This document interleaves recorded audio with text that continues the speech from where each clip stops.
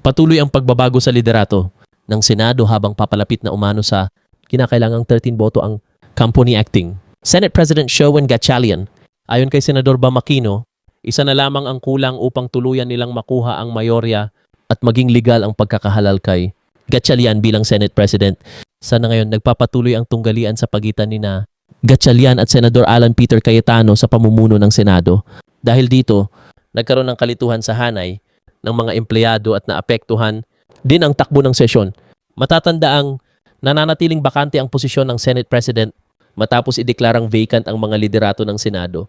Umaasa naman ang kampo ni Gatchalian na makukumpleto nila ang 13 boto sa posibleng special session ngayong Hunyo upang maibalik sa normal ang trabaho ng Senado at maipagpatuloy ang pagtalakay sa mahahalagang panukalang batas. Tulong-tulong tayo maging reporter sa sariling bayan. CSTK channel, subscribe, follow, like, and share.